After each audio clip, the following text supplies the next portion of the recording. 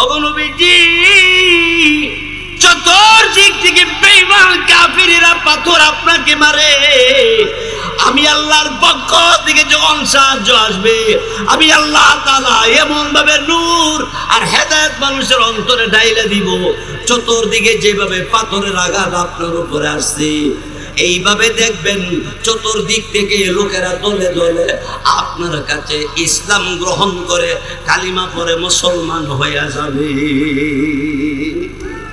সুবহানাল্লাহ বলে বলি। ফাসাব্বিহ বিহামদি রাব্বিকা ওয়াস্তাগফির। নবী গো, আপনারে চতুর্দিক দিয়ে যেমন বেঈমান কাফিররা আক্রমণ করে, পাথর মারে, আমি আল্লাহ তাদের অন্তরে নূর ঢাইলা দিব, আমি আল্লাহ তাদেরকে হেদায়েত দিয়ে দিব। আর যেভাবে চতুর্দিক থেকে বেঈমান কাফিররা পাথর মারত, এরা ওই আপনার কাছে দলে দলে এসে মুসলমান হবে। অতএব আপনার এক নম্বর কাজ, ফাসাব্বিহ, আপনি আপনার প্রতিপালকের পবিত্রতা বর্ণনা করেন। কি করবেন? বলেন সুবহানাল্লাহ। এত আস্তে কইলেন, বুঝলাম না, বসি যা না, দোয়া করলে না, তারা বেশি মনে ভালো লাগতেছে না, অসুবিধা হইতেছে। বলেন সুবহানাল্লাহ। এর অর্থ হইল আমার রব তিনি আমার সব। সুবহানাল্লাহ অর্থ হইল আল্লাহ কত পবিত্র। বলেন সুবহানাল্লাহ অর্থ। এখন নামাজের সেজদার রুকুর মধ্যে জায়গায় আমরা কি বলি? সুবহানা রাব্বিয়াল আযীম। সবাই বলেন সুবহানা রাব্বিয়াল আযীম। অমিয়া আজিম কয়েক জায়গাত মাত্র ব্যবহার হয়, যেমন আমাদের নবীর চরিত্র আজিম, কুরআনুল কারীম আজিম, আল্লাহর আরশে আজিম, আল্লাহ আজিম। জোরে বলুন সুবহানাল্লাহ। এই ভাই, তারপরে আমার আপনার নবীকে আল্লাহ বললেন ফাসাব্বিহ। নবী গো, আপনি আপনার প্রতিপালকের পবিত্রতা বর্ণনা করুন। আর মানে হলো সুবহানাল্লাহ। আর প্রশংসা করুন, বলেন আলহামদুলিল্লাহ। আরো জোরে বলি আলহামদুলিল্লাহ। ওয়াস্তাগফির। নবী গো, আপনি ইস্তিগফার করুন। ওয়াস্তাগফিরুল্লাহ। আল্লাহর কাছে কেউ যখন ইস্তিগফার পাঠ করে, হাদিস শরীফের মধ্যে আছে যেই লোকটা ইস্তিগফার করবে তার গুনাহ মাফ করে দিব আল্লাহ। আপনার আমার নবীকে সালাম দেওয়ার পরে তলহা রাদিয়াল্লাহু তাআলা আনহুর আব্বাকে আপনার আমার নবী জিজ্ঞাসা করলেন, এই ছেলেটাকে? তলহা রাদিয়াল্লাহু তাআলা আনহুর আব্বা জান বললেন, নবী গো, এই ছেলেটা আমার ছেলে। নবী ডাক দিয়ে বললেন, তলহাকে আমার কাছে নিয়ে আসলা, কারণটা কি একটু জানাও না? তলহা রাদিয়াল্লাহু তাআলা আনহুর আব্বা জান তিনি ডাক দিয়ে বললেন, কি গো নবীজি, আমার তলহা আপনাকে এত ভালোবাসি, আমি তার বাপ লাগি আমার চাইতে বেশি ভালোবাসি, তার মার চাইতে বেশি ভালোবাসে আপনাকে। একটা নজরে আপনাকে দেখবার জন্যে, আপনার কাছে আসার জন্যে আমাকে নিয়ে আসে। আমি এসেছি আপনার সঙ্গে সাক্ষাৎ করানোর জন্যে। দিনের নবী রাহমাতুল লিল আলামিন তলহা রাদিয়াল্লাহু তাআলা নবীকে কি পরিমাণ ভালোবাসে পরীক্ষা করার জন্য, যাচাই করার জন্য হযরতে তলহা রাদিয়াল্লাহু তাআলা আনহুকে ডাক দিয়ে বলল, তলহা রে, তুমি আমাকে কেমন ভালোবাসো? হযরতে তলহা রাদিয়াল্লাহু তাআলা তিনি বললেন, ওগো নবীজি, আকাশের চাঁদ, সূর্য, দুনিয়ার যা কিছু আছে, এমনকি আমার পা থেকে মাথা পর্যন্ত, আমার জীবন, আমার জৈবন, আমার জান, আমার প্রাণ, সব কিছুর চাইতে আপনাকে ভালোবাসি। এই কথা বলার পরে আমার আপনার নবী তাকে যাচাই করার জন্য কেমন ঈমান আনলো, কেমন ঈমানদার হইল পরীক্ষা করার জন্য নবী ডাক দিয়ে বলে, রে তলহা, তোর হাতে যদি একটা তরবারি দেওয়া হয়, এই তরবারি দিয়া তোর আব্বাকে কি কতল করতে পারবে? আমি যদি অর্ডার করি, আমি নবী যদি অর্ডার করি, তোর আব্বারে তুই কি কতল করতে পারবে, কোপ দিতে পারবে কিনা? হযরত তলহা রাদিয়াল্লাহু তাআলা মেহরাবের সামনে একটা দূর দিয়ে দাঁড়াইছে। মেহরাবকে বলা হয় এই জন্য, যেখানে তরবারি রাখা হয়, ওখানে যাইয়া তরবারি একটা হাতে লইয়া, ওই তরবারি লইয়া আব্বার বরাবর যাইতে আরম্ভ করে দিয়েছে। বাপকে কূপ দিয়া মাথা আলাদা করবে। আমার আপনার নবী ডাক দিয়ে বলে, এই তলহা, না না, প্রয়োজন নাই, তরবারিটা হাত থেকে নিচে নামাও। আমি বুঝতে পেরেছি আমি নবী কারো মাথা কাটবার জন্যে, কাউকে কষ্ট দেওয়ার জন্য আমি দুনিয়াতে আসি নাই। আরে তলহা, তোর ঈমানটা কেমন মজবুত, তোর ঈমানটা কেমন পাকাপোক্ত হইছে। আমি নবীর ভালোবাসা তোর অন্তরের ভিতরে কি পরিমাণ জায়গা পাইছে, এটা যাচাই করার জন্য আমি চাইছিলাম, দেখার জন্য। বাস্তবে আমি দেখতে পাইলাম আব্বার চাইতে আমি নবীকে তুই বেশি ভালোবাসস। আয় আয় আয়, আমি নবীর বুকের সঙ্গে তোর বুক লাগাইয়া দে। সুবহানাল্লাহ।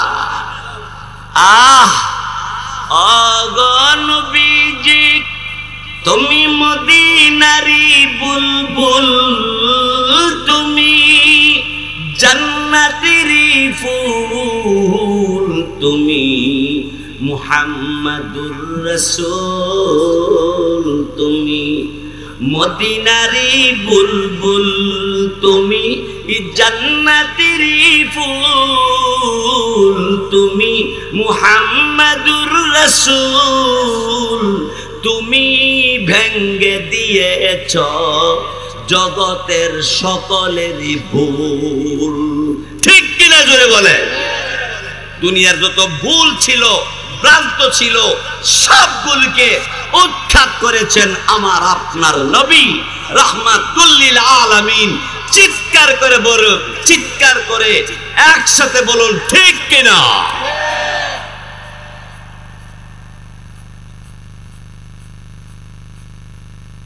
আমার ভাইয়েরা, বন্ধুরা আমার, আপনার আমার নবী রাহমাতুল লিল আলামিনের উপরে একবার দরুদ পড়লে 10টা রহমত নাজিল হয়, 10টা গুনাহ মাফ হয়, 10টা মর্যাদা আল্লাহ তাআলা বাড়াইয়া দেয়। এমন একজন নবীর জন্য যদি আল্লামা সাজিদুর রহমান সাহেব, আল্লামা মেরাজুল হক কাসিমি সাহেব, আল্লামা খলিলুর রহমান সাহেব, আল্লামা মুফতি মুবারকুল্লাহ সাহেব, অর্থাৎ আমাদের এই দেশের মুরব্বী আলেম ওলামারা যদি আমাদেরকে ডাক দেয় কাদিয়ানির বিরুদ্ধে, ইহুদির বিরুদ্ধে, খ্রিস্টানদের বিরুদ্ধে, নবীর পক্ষে যদি লড়াই করতে হয়, নবীর জন্য কারা কারা বাগে যাবেন? হাত দেখাও। আল্লাহ আমাদের কবুল করুক, সবাই বলেন আমিন। আরো জোরে সরে বলি আমিন। একসাথে বলেন আল্লাহ আল্লাহ আল্লাহ আল্লাহ আল্লাহ আল্লাহ আল্লাহ আল্লাহ আল্লাহ। আসমানের মালিক তুমি আল্লাহ, আসমানের মালিক তুমি আল্লাহ, জমিনের মালিক তুমি আল্লাহ। আল্লাহ আল্লাহ আল্লাহ আল্লাহ আল্লাহ আল্লাহ আল্লাহ আল্লাহ আল্লাহ আল্লাহ আল্লাহ আল্লাহ আল্লাহ আল্লাহ। জোরে জোরে মাশাআল্লাহ।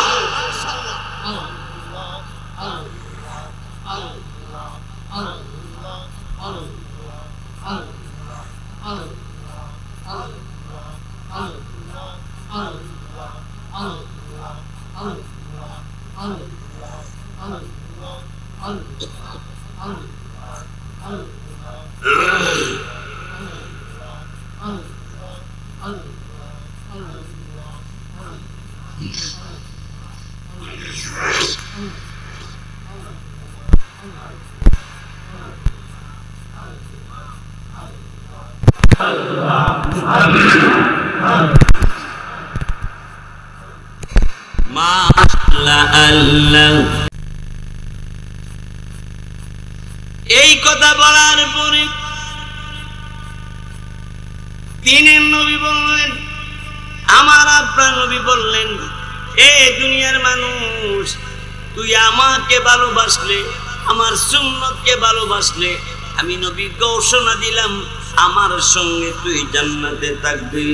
তালহা রাদিয়াল্লাহু তাআলা তিনি নবীর সুন্নত যেভাবে পালন করেছিলেন তেমনি ভাবে নবীর ভালোবাসাও এইভাবে করেছিলেন। এবার বলেন তো, নবীর ঘোষণা অনুপাতে তালহা রাদিয়াল্লাহু তাআলা জান্নাতি নাকি? আরো জোরে কোন। অবশ্যই জান্নাতি। আল্লাহু আকবার বলি সবাই। তালহা রাদিয়াল্লাহু তাআলা ভাগ্যটা কত বড়, যে নবীর সামনে দাঁড়াইছে, যে নবীর বুকের সঙ্গে বুক লাগাইছে।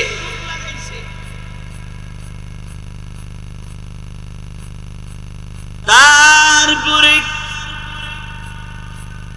তালহা রাদিয়াল্লাহু তাআলা এবার তিনি তার আব্বা জানকে বললেন, আব্বা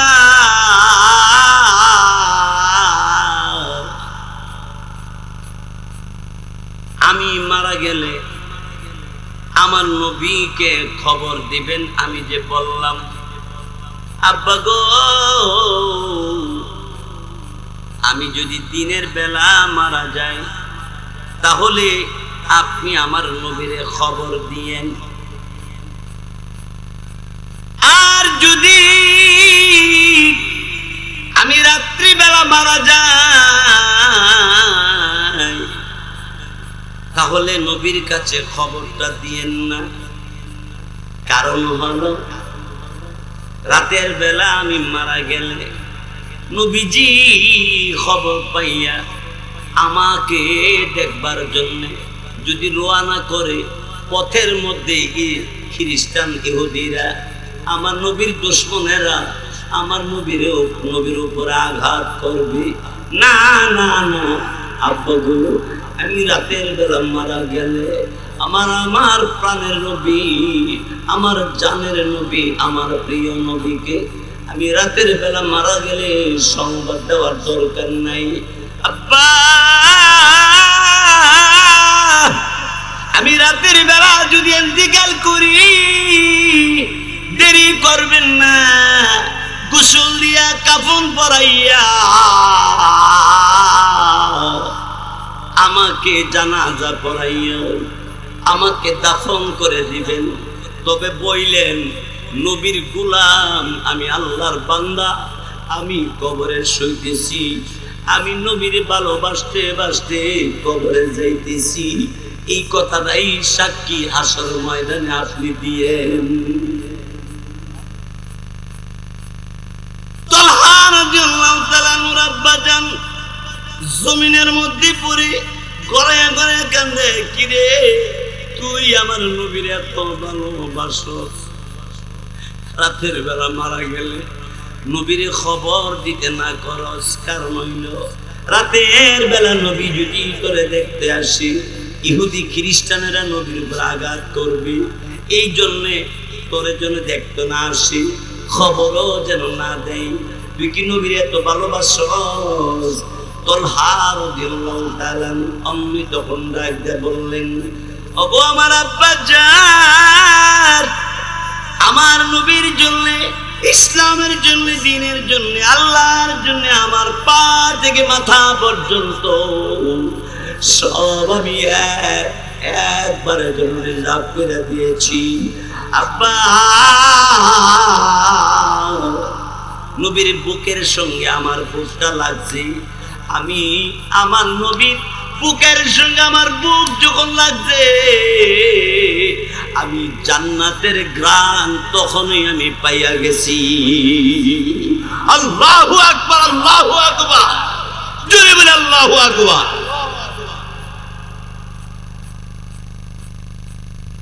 ভাইয়ের আমার, বন্ধুরা আমার, তলহা রাদিয়াল্লাহু তাআলা আল্লাহর কি মর্জি রাতের বেলা ইন্তেকাল করছি, ওসিয়ত হলো রাতের বেলা মারা গেলে নবীর খবর দিতে নাই। তলহা রাদিয়াল্লাহু তাআলা আনহুর আব্বাজান তিনি গোসলের ব্যবস্থা করলেন, কাফন পরাইয়া জানাজা নামাজের ব্যবস্থা করলেন, কিন্তু তলহা রাদিয়াল্লাহু তাআলা আনহুর আব্বা একবার আকাশের দিকে তাকায় আর একবার তলহা রাদিয়াল্লাহু তাআলা আনহুর চেহারার দিকে তাকায়। আল্লাহু আকবার। তলহা রাদিয়াল্লাহু তাআলা আনহুর আব্বা বলেন, পৃথিবীর মানুষেরা রে, আকাশের চাঁদ আর আমার ছেলের চেহারা আমি পার্থক্য করতে করতে পারি না। একবার তাকে দেখি, আকাশের চাঁদটা সুন্দর, কিন্তু আমার ছেলে তলহার চেহারার দিকে যখন তাকাই, আমি তাকায় দেখি চাঁদের চাইতেও আমার ছেলের চেহারা আরো সুন্দর বেশি। জোরে বলি সুবহানাল্লাহ। ভাই সব আমার বন্ধুরা আমার, তারপরে আমার ভাইয়েরা তলহা রাদিয়াল্লাহু তাআলা আনহুকে কবরে নামাইলেন। কবরে নামানোর সময় কি পয়রা নামাইতে হয় বলেন? বিসমিল্লাহি ওয়া আলা মিল্লাতি রাসূলিল্লাহ। সবাই বলেন বিসমিল্লাহি ওয়া আলা মিল্লাতি রাসূলিল্লাহ। অর্থ, আল্লাহ আপনার নামে দাফন করতেছি, আর নবীর দলের সাথে দলের মধ্যে আমি কবরের ভিতরে তারা নামাইতেছি। নবীর দলে আওয়ামী লীগ বলেন, বিএনপি বলেন, জাতীয় পার্টি বলেন, জামাত বলেন, যে যেই পার্টি করেন আমি কাউকে মন্দ বলি না। যার যেই দল ভালো লাগে 100 বার করেন, কিন্তু নবীর বিরুদ্ধে যদি কথা বলেন আপনি দলের ক্ষমতায় লাস্টিং তো করতেন পারবেনই না, বরং বেজ্জতি হতে হবে। এর প্রমাণ বুশ, ডাবল বুশ। জোরে বলুন ঠিক কিনা, আরো জোরে কম। নাইবে নবী শাইখুল হাদিস ইবনে শাইখুল হাদিস আল্লামা মামুনুল হক সাহেব দামাত বরকাতুহুম সহ আল্লামা নূর হোসেন নুরানী সাহেব, মাওলানা রফিকুল ইসলাম সাহেব সহ হক্কানি আলেম ওলামা সহ যারা মুসলমান বিনা দোষে জেলে কারাবন্দিতে আটকে রাখা হয়েছে, আমি বলবো ওনাদেরকে নিঃশর্তে মুক্তি দেন, তাহলেই দেশের রহমত শান্তির আশা করা যায়।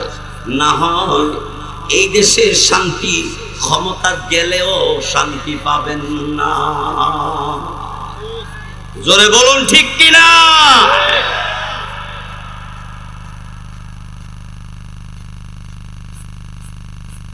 ভাইয়েরা আমার, বন্ধুরা আমার, হযরত তালহা রাদিয়াল্লাহু তাআলা কে কবরের ভিতরে নামাইলেন। কবরের ভিতরে নামানোর পরে মাটি দিতে আরম্ভ করলো।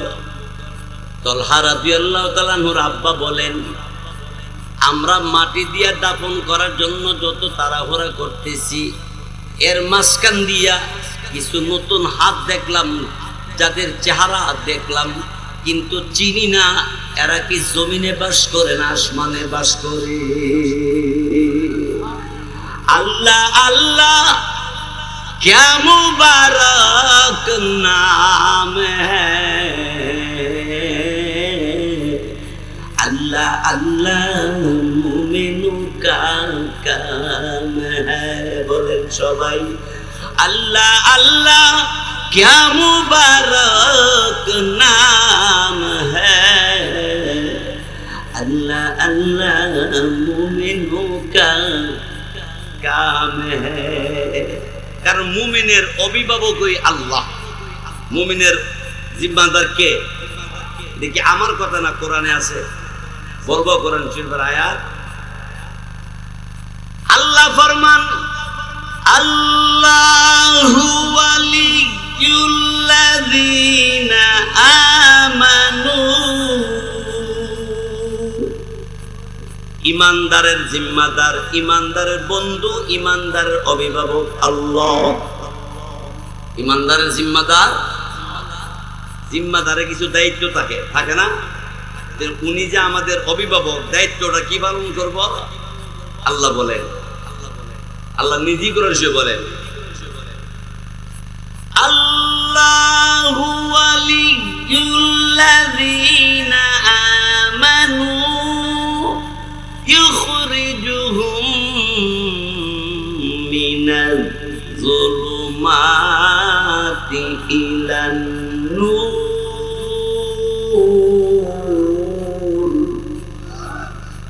দেখেন, নূরের বহু বচন হলো আনোয়ার, নূরের বহু বচন, আর নূর হইল এক বচন, আর নূরের বহু বচন হইল আনোয়ার। জুলমাতুন ওয়াহেদ, আর জুলমাতুনের বহু বছর হলো জুলুমাত। এখানে আল্লাহ পাক তিনি তার ভাষায় জুলুম কথাটা বহু বছর আনছে, আর নূর, নূরের বহু বছর আনোয়ারের এক বছর আনছে। এর অর্থ কি? এর ব্যাখ্যা কি? এর ব্যাখ্যা মুফাসসিরিন কেরাম বলেন যে যারা নবীর তরিকা আল্লাহর বিধানের মাঝখানে থাকবে তারা একটা পথ, সেই পথটা হলো নূর। অর্থাৎ যত অন্ধকার আছে, যত রকমের খারাপি আছে, যত রকমের ভ্রান্ত আছে, সবগুলো থেকে উৎখাত হওয়ার জন্য একমাত্র পথ হইল নবী মুহাম্মদ রাসূলুল্লাহ সাল্লাল্লাহু আলাইহি সাল্লামের পদ্ধতিতে আল্লাহর বিধান পালন করা। জোরে বলুন ঠিক কিনা? নবীর পদ্ধতিতে আল্লাহর বিধান পালন করার দরকার আছে কিনা? জোরে কোন, আরেকটু জোরে কোন। পয়সা আমার জাত, এবার আসুন আমার আপনার নবী রাহমাতুল লিল আলামিন যেদিন জন্ম নিলেন, আহারে নবীজির দাদা আব্দুল মুত্তালিব দেখার জন্য রওনা। জন্মইছে, জন্মর পরে দাদা এসে নাতিরে দেখতো সন্ধ্যার দিকে। আহারে 14 তারিখ দিবাগত রাত্রে যাত্রা সুন্দর করে পরিপূর্ণ হয়ে আসে। দুরকম ঠিক কিনা? আব্দুল মুত্তালিব বলেন, ও পৃথিবীর মানুষ, আমি দূর থেকে তাকায় দেখি আমার নাতি মুহাম্মদ যেই ঘরে জন্ম নিয়েছে, এই ঘরের দরওয়াজার সামনে আকাশের চাঁদ ফুলের মতো এইভাবে হেলনা দোলনার মতো দুলতেছি। আমার আপনার বাচ্চা হইলে বাজার থেকে বিভিন্ন ফুল বিভিন্ন খেলনার জিনিস কিনা দেয় খেলবার লাইগা। আল্লাহ ডাক দেয় বলে আমি আল্লাহ শ্রেষ্ঠ, আর আমার পরে সবার শ্রেষ্ঠ নবী মুহাম্মদুর রাসূলুল্লাহ সাল্লাল্লাহু আলাইহি সাল্লাম। দুনিয়ার সাধারণ বাচ্চারা ফুলের তোড়া দিয়া খেলনা দোলনা দিয়া খেলাধুলা করলে, আর আমার নবীও যদি সেই ফুল দিয়া খেলনা দোলনা করে, এটা হয় না। এই জন্য আমি আল্লাহ আসমানের চাঁদের ডাইকা বইলা দিলাম, চাঁদরে আমার নবী খেলনা দোলনা দুনিয়ার কোনো খেলনা দোলনা হতে পারে না। চাঁদ তুমি যাইয়া আমার নাতির সামনে খেলনা আমি আল্লাহ পাক রব্বুল আলামিনের বন্ধুর ওই খেলনা দোলনা হইয়া দাঁড়াও। সুবহানাল্লাহ। আব্দুল মুত্তালিব বলে আমার নাতির এত মর্যাদা। শুধু তাই না, আমার আপনার নবী নবুয়তি লাভ করছেন 40 বছর বয়সে। কত বছর? কিন্তু 40 বছর আগেই কত দৃশ্য হয়ে গেল। একদিন আমার আপনার নবী রাস্তা দিয়ে হাঁটতেছিলেন, রৌদ্রের তাপমাত্রা বেশি, গাছের ডাল এইভাবে হাইলা এইভাবে আপ্পা দিয়া আমার নবীকে ছায়া দিতে আরম্ভ করেছে। সুবহানাল্লাহ, সুবহানাল্লাহ। আপনার আমার নবী একদিন মরুভূমির মধ্যে কয়েকটা খেজুর গাছের কিনারায় নবীজি শুয়ে আছে। এমত অবস্থায় একটা গাছ আল্লাহকে ডাইকে বলেন, আল্লাহ জবানটা খুলে দিলে আপনার সঙ্গে কথা বলবো। আল্লাহ জবান খুলে দিলেন। কিরে গাছ, কি ব্যাপার? গাছ তখন ডাক দিয়ে বলে, আল্লাহ, ওগো আমার আল্লাহ, আপনার নবী আমারও নবী, দু জাহানের সর্দার রহমতের নবী রাহমাতুল লিল আলামিন একটু দূরে খেজুর গাছের কিনারে শুয়ে রয়েছি। দূর থেকে দেখতে দেখা যায় কিন্তু তৃপ্তি পাই না। অনুমতি দিলে একটু আগায়া যাইয়া নবীর কাছে যাইয়া এক নজর দেখতাম মনে চায়। নবীকে চিনল গাছে, চিনল নদী মাসে, চিনল না আবু জাহেলে।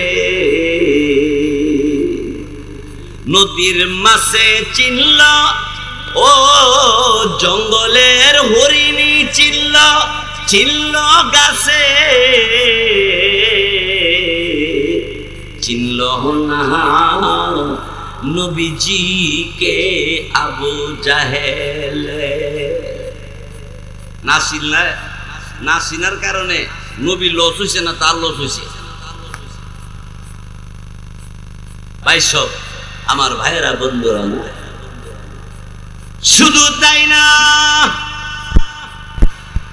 আমার ভাইয়েরা, বন্ধুরা, আমার আপনার আমার নবী রাহমাতুল লিল আলামিন নবুয়তি লাভ করলেন যেদিন, ওই দিন আল্লাহ পাক নবুয়তি আরম্ভ করলেন যে শব্দ দিয়া। পড়েন আমার সাথে যারা পারেন, ইকরা বিসমি রাব্বিকাল্লাযী খালাক। সবাই পড়েন, ইকরা বিসমি রাব্বিকাল্লাযী খালাক। নবুয়তি শুরু হইল আরে গুহার মধ্যে। এটাকে বলা হয় জাবালে নূর। এই পাহাড়ের নাম জাবালে নূর। অনেক উঁচা, বুড়া মানুষ উঠতে পারে না।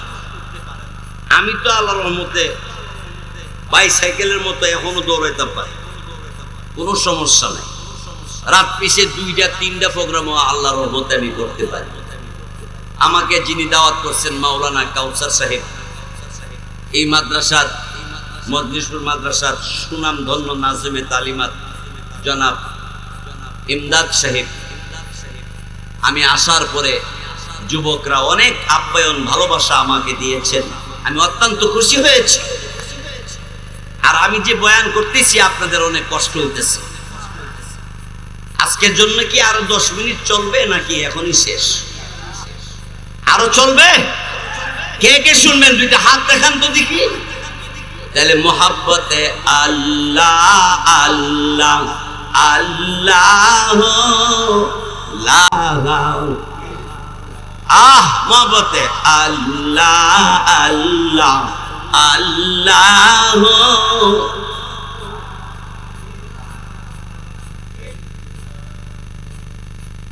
সামিউম বাসীর নামে তোমার আল্লাহ আল্লাহ আল্লাহ আল্লাহ আল্লাহ লা ইলাহা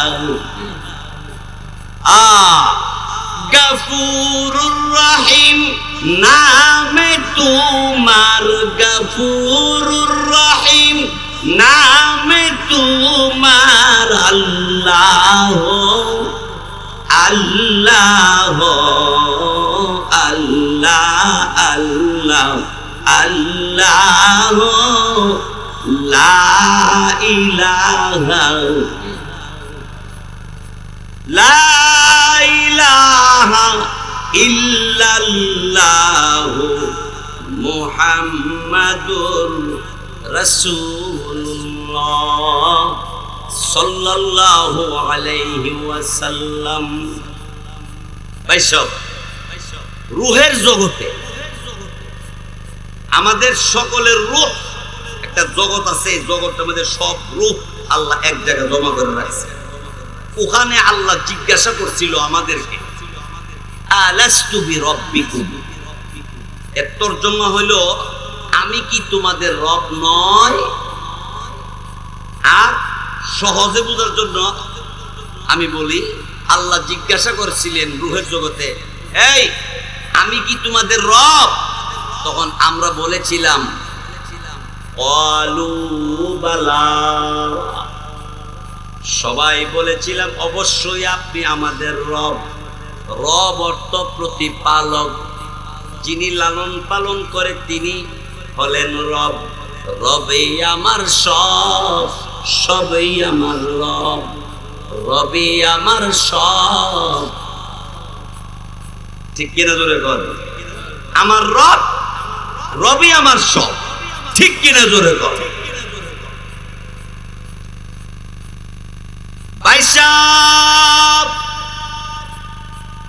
রূহের জগতে আল্লাহ জিজ্ঞাসা করেছিলেন, আলাস্তু বিরাব্বিকুম। কিরে ও পুরুষেরা, ও মহিলারা, বল আমি কি তোদের রব কিনা? আমরা বলেছিলাম অবশ্যই আপনি আমাদের রব। তাহলে রূহের জগৎ স্বীকার করেছি আল্লাহ আমাদের রব।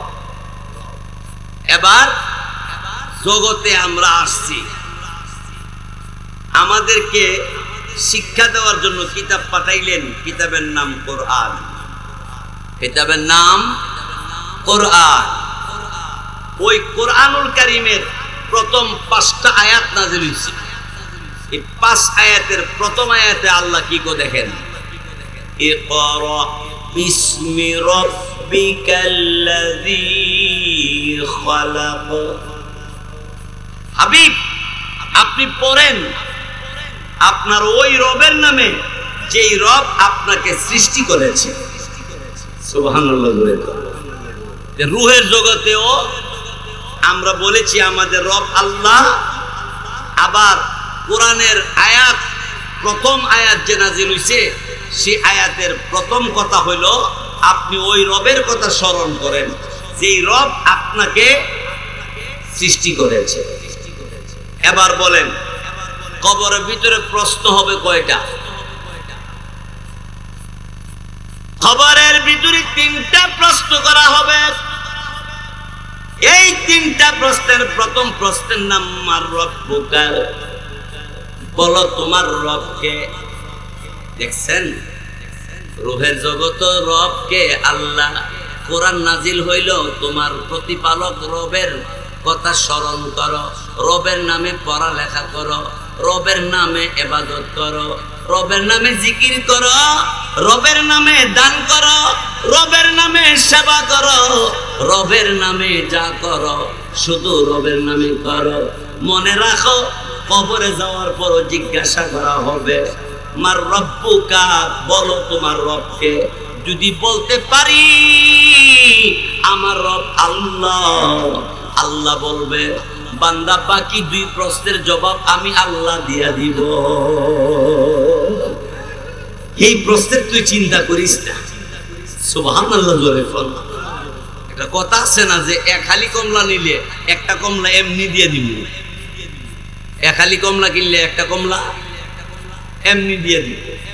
কিন্তু একজনে অনেক বুদ্ধিমান মনে নিজের নিজে মনে করে, এমন বুদ্ধিমান আছে না, আমি কমলা কিনতামই না। কমলা কি করতো না, কিনতই না, না কিনা করছি কি একটা ব্যাগ লয়ে গিয়ে 8 হালি কমলা নিলে কয়টা ফ্রি? একটা, এক হালির সাথে একটা ফ্রি। 8 হালির সাথে কয়টা ফ্রি? 8টা। কতের 8টা যে ফ্রি দিলে হইলে এই 8টা ফ্রিটা দিয়া দাও, দিবনি? আর একটা জোরে কর। হ্যাঁ ভাই, ঠিক তদ্রূপ এইভাবে মনে রাখবেন, ভালো করে স্মরণ করবেন। আপনি যদি আল্লাহর বিধান নবীর তরিকা মতো পালন করে কবরে যান, তাইলে আপনি যদি বলতে পারেন আমার রব আল্লাহ, বাকি প্রশ্নের জিম্মাদার হয়ে যাবে আল্লাহ। সুবহানাল্লাহ, সুবহানাল্লাহ। কারণ আল্লাহর সাহায্য ছাড়া কি কিছু করা যায়? আসুন আমরা তেলাওয়াত করি, একসাথে পড়ি, আমার সাথে পড়েন সবাই। ইযা জাআ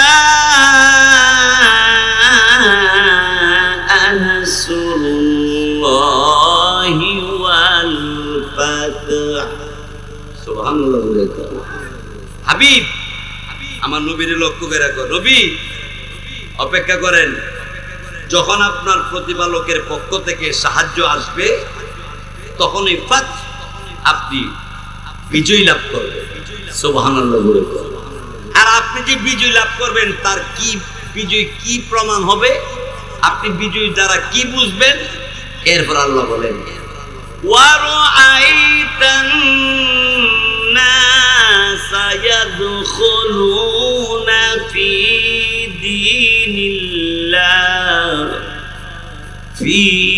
দীনিল্লাহি আফওয়াজা। ফৌজুন অর্থ একটা দল, আর ফৌজুনের বহু বচন হলো আফওয়াজা। হাবিব রে, একজন আর দুইজন নয়। অগনবীজি, চতুর্দিক থেকে বেঈমান কাফিররা পাথর আপনাকে মারে, আমি আল্লাহর পক্ষ থেকে যখন সাহায্য আসবে, আমি আল্লাহ তাআলা এমন ভাবে নূর আর হেদায়েত মানুষের অন্তরে ঢাইলা দিব, চতুর্দিকে যেভাবে পাথরের আঘাত আপনার উপরে আসছে এইভাবে দেখবেন চতুর্দিক থেকে লোকেরা দলে দলে আপনার কাছে ইসলাম গ্রহণ করে কালিমা পড়ে মুসলমান হয়ে যাবে। সুবহানাল্লাহ বলে বলি।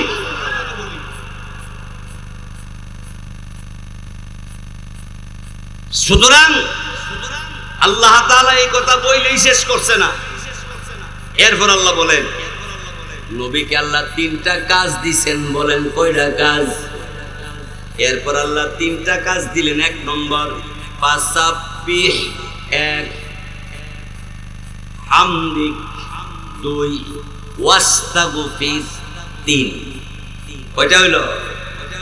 ফাসাব্বিহ বিহামদি রাব্বিকা ওয়াস্তাগফির। নবী গো, আপনারে চতুর্দিক দিয়া যেমন বেঈমান কাফিররা আক্রমণ করে, পাথর মারে, আমি আল্লাহ তাদের অন্তরে নূর দেইলা দিব, আমি আল্লাহ তাদেরকে হেদায়েত দিয়ে দিব। আর যেভাবে চতুর্দিক থেকে বেঈমান কাফিররা পাথর মারত,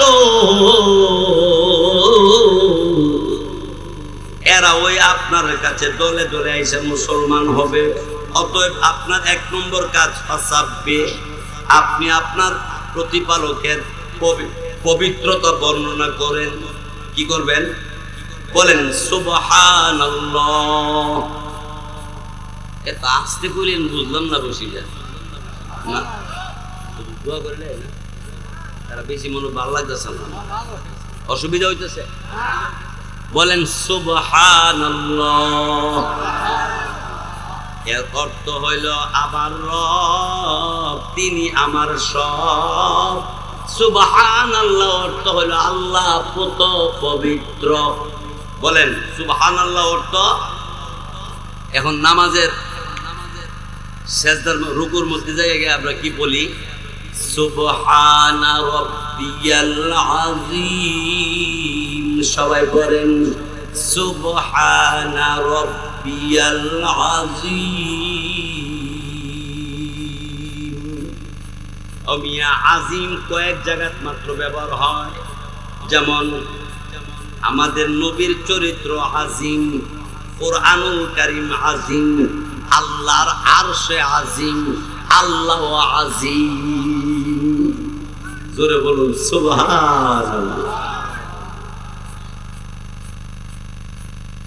এই ভাই, তারপরে আমার আপনার নবীকে আল্লাহ বললেন ফাসাব্বিহ, নবী গো আপনি আপনার প্রতিপালকের পবিত্রতা বর্ণনা করুন। আর মানে হলো সুবহানাল্লাহ, আর প্রশংসা করুন। বলেন আলহামদুলিল্লাহ। আরো জোরে বলি আলহামদুলিল্লাহ। ওয়াস্তাগফির, নবী গো আপনি ইস্তিগফার করুন। ওয়াস্তাগফিরুল্লাহ, আল্লাহর কাছে কেউ যখন ইস্তিগফার পাঠ করে, হাদিস শরীফের মধ্যে আছে যেই লোকটা ইস্তিগফার করবে তার গুনাহ মাফ করে দিব আল্লাহ। সে ইস্তিগফার করার কারণে তার আব্বা আম্মাকেও আল্লাহ তাআলা মাফ করে দিবে। বলেন না আস্তাগফিরুল্লাহ। তাকফিরুল্লাহ না, কাফ না, কাফ না, কাফ না, গ গ, গাইন গাইন। বলেন আস্তাগফিরুল্লাহ। আপনারা কেউ যদি রাগ হন তাইলে আমি বলতাম না। একটা গাছের নাম আছে গাব গাছ, আছে না নাই? আবার কোন মানুষের নাম আছে আব্বাস। গাব গাছ আর আব্বাস মিলে না? মিলে না, প্রায় মিললে ওই জায়গা। তাহলে আব্বাস সাহেবরে যদি আপনি গাব গাছ পাই বলে ডাকেন, রাগ হইব কি হইতো না? তাহলে আস্তাগফিরুল্লাহর মধ্যে আস্তাগফিরুল্লাহ কইলেও আল্লাহ রাগ হইয়া যায়। কারণ আস্তাগফিরুল্লাহ কইলে এর অর্থ হয় হে আল্লাহ আমি কাফের হইতে চাই। নাউজুবিল্লাহ কোন একসাথে বল নাউজুবিল্লাহি মিন যালিক।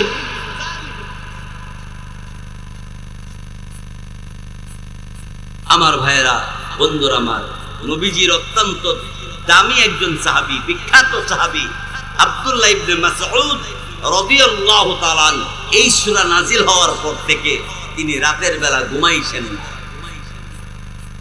সারা রাত তিনি কান্দে, সারা রাত সিজদার মধ্যে পড়ে কান্দে।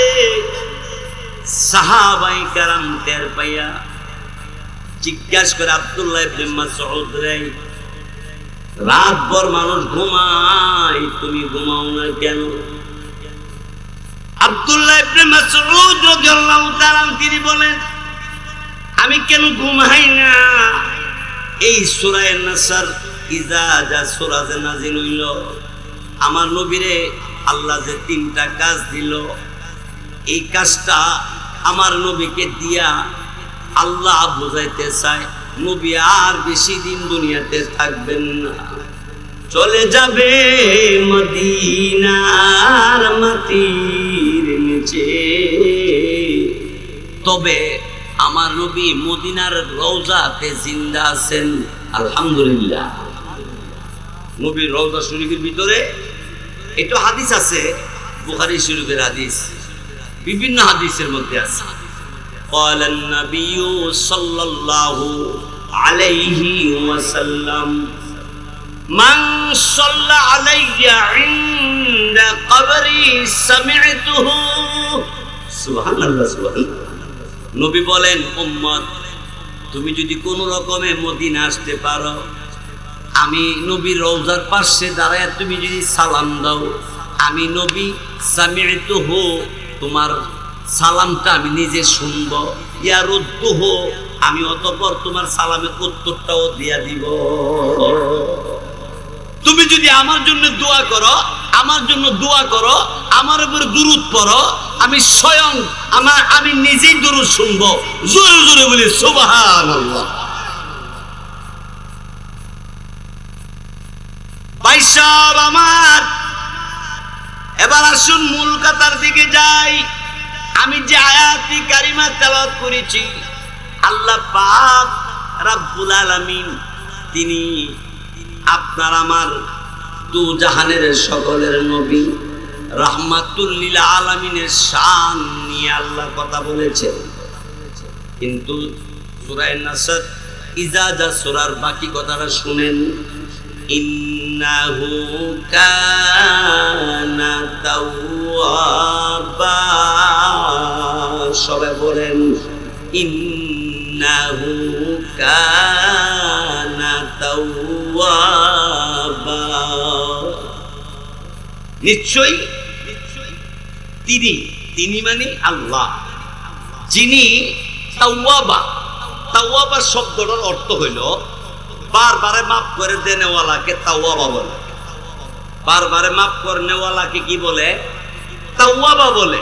এই জন্য আমাদের জাতির পিতা ইব্রাহিম আলাইহিস সালাম তিনি তিনটা দোয়া করছিলেন। তিনটা দোয়ার এক নম্বরটা বলবো না, তিন নম্বরটা বলবো না, মাঝখানেরটা করি। রব্বানা ওয়াজআলনা মুসলিমাইনি লাকা ওয়া মিন যুররিয়্যাতিনা উম্মাতাম মুসলিমাতাল লাক ওয়া আরিনা মানাসিকানা ওয়া তুব আলাইনা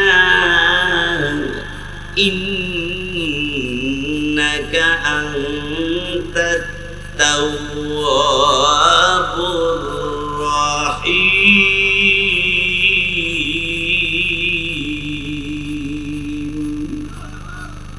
ইব্রাহিম আলাইহিস সালাম প্রথমেই আল্লাহর কাছে বলছে, হে আমার রব, আপনি আমাকে, আমার ছেলেকে, আমার বংশধরকে আত্মসমর্পণকারী হিসাবে কবুল করেন, মুসলমান হিসাবে কবুল করেন।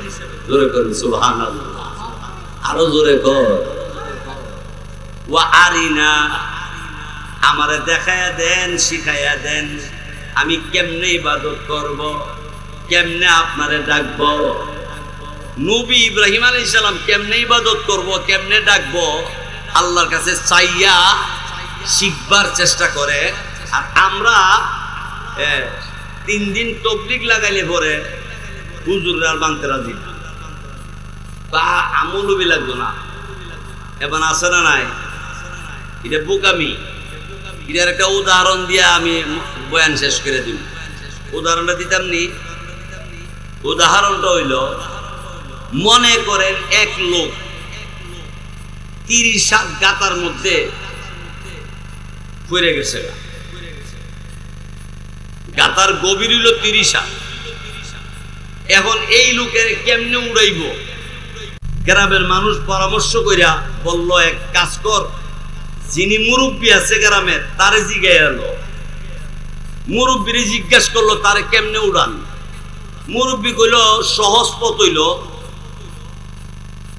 একটা মুড়া, একটা রশি, কাশি আর কি, নিচের দিকে মাথাটা ছাইরা দেয়।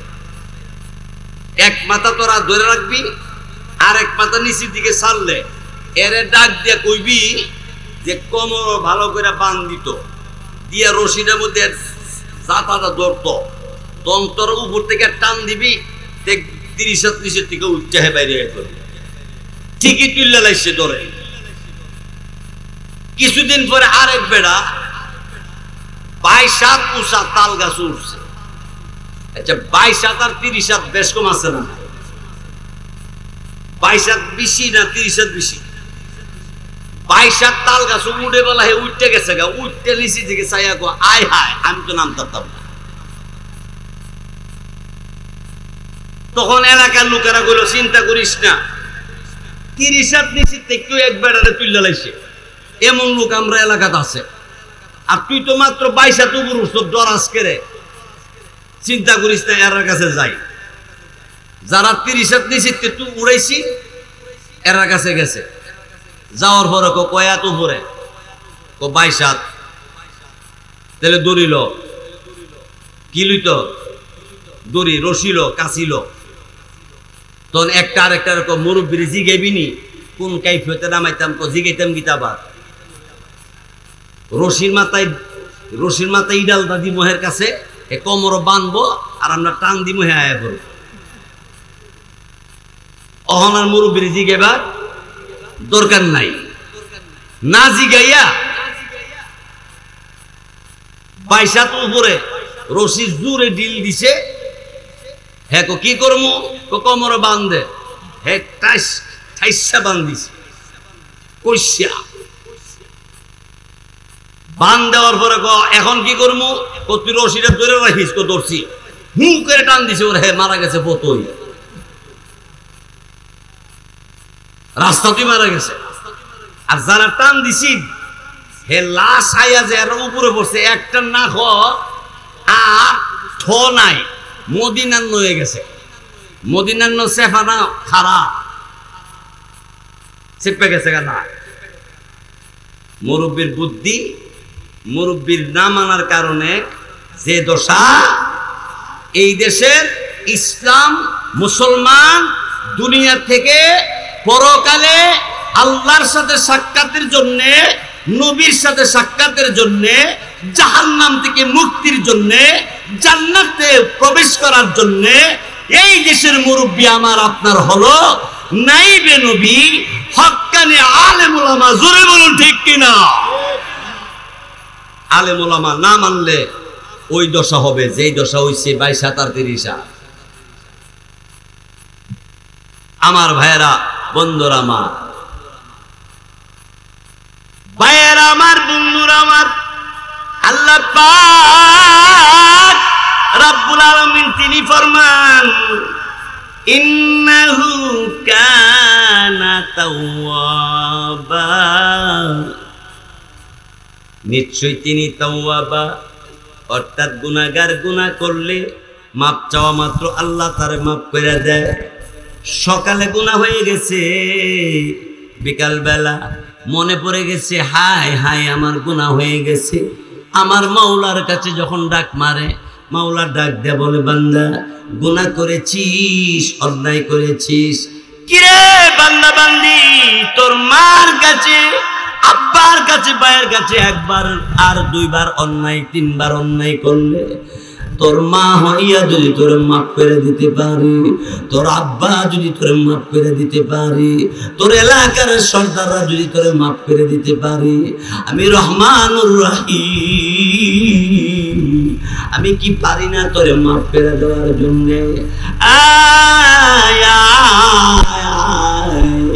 আমি আল্লাহ রাব্বুল আলামিনকে স্মরণ করলে আমি আল্লাহ ওয়াদা দিলাম, লা তাকনাতু মির রাহমাতিল্লাহ, ইন্নাল্লাহ ইয়াগফিরুয যুনুবা জামিআ, ইন্নাহু হুয়াল গফুরুর রহিম। আল্লাহু আকবার বলি বলি, আল্লাহু আকবার। ভাইয়েরা আমার, বন্ধুরা আমার, বেঈমান কাফিররা আমার আপনার নবীকে পাগল বলতে শুরু করে দিয়েছে। আল্লাহ পাক জবাব দিলেন, ওয়ামা সাহিবুকুম বিমাজনুন। এরে আরব কান্ট্রির মানুষেরা, তোমাদের মাঝে যেই লোকটা বাস করে তোমরা সাধারণ মনে কইরো না, তোমরা তারে পাগল মনে কইরো না। পাগল না, তিনি পাগল না, তিনি সিরাতে মুস্তাকিমের পথ দেখানো ওয়ালা। ওয়ামা আরসালনাকা ইল্লা রাহমাতাল লিল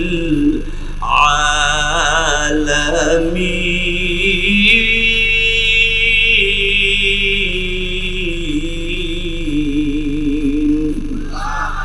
তিনি হলেন রহমতের আলম, রাহমাতুল লিল আলামিন। ওইদিকে হইল আল্লাহ বলেন হাবিব, আমি হইলাম রব্বিল আলামিন, আর আপনি হলেন দু জাহানের রহমতে রাহমাতুল লিল আলামিন। সুবহানাল্লাহ। আজানের দিকে তাকায় দেখেন, আজানের ভিতরে আল্লাহর নাম, আবারও আমার নবীর নাম। দুরূদ শরীফ পড়েন, দুরূদ শরীফের মধ্যে প্রথম আমার আল্লাহর নাম, এরপরে আমার নবীর নাম। পড়েন আমার সাথে, আল্লাহুম্মা সাল্লি আলা, এরপরে টান ধরে পড়ে মুহাম্মদ। যেমন আল্লাহর কাছে দোয়া করা হয় নবীর জন্য, আল্লাহর নাম আগে, এরপরে আমার নবীর নাম। আজানে আল্লাহর নাম আগে, এরপরে আমার নবীর নাম। জোরে বলুন ঠিক কিনা? একামতে আল্লাহর নাম আগে, এরপর আমার নবীর নাম। জোরে বলুন ঠিক কিনা? কবরে লাশ নামানোর সময় প্রথম আল্লাহর নাম, এরপরে নবীর নাম। জোরে বলুন ঠিক কিনা? হ্যাঁ ভাই, যেই মানুষটার জীবনে একবার যদি পড়ে মান ক্বালা লা ইলাহা ইল্লাল্লাহ দাখালাল জান্নাহ। এখানে আল্লাহ ফা দাখালাল বলেন নাই, রাসূল নবী এই কথা বলেন নাই যে ফা দাখালাল জান্নাহ। না না, নবী এমনি বলে ফেলাইছেন যে মান ক্বালা লা ইলাহা ইল্লাল্লাহ, যে ব্যক্তি কালিমা জীবনে একবার পড়বে দাখালাল জান্নাহ, অবশ্যই জান্নাতে যাবে। কি মনে করছেন কালিমার দাম কত?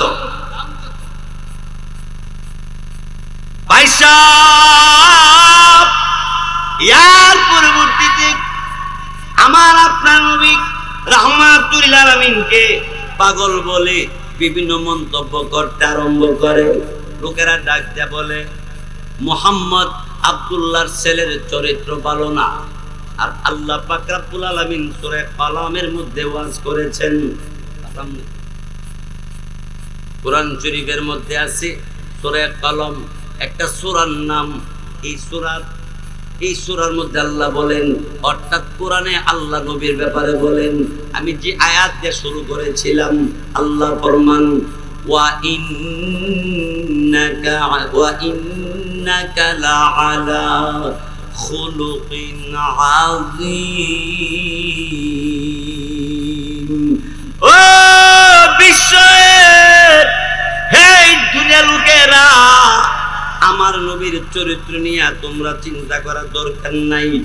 আমার নবীর চরিত্র হলো আযীম, শ্রেষ্ঠ চরিত্র, মহান চরিত্রের অধিকারী। অতএব নবী গো, আপনি কোনো পেরেশান ভোগ করবেন না, কারণ আপনার উপরে কেউ যদি আপনার দুরূদ না পড়ে, আমি আল্লাহ আর ফেরেশতারা 24 ঘন্টা দুরূদ পড়তে থাকি।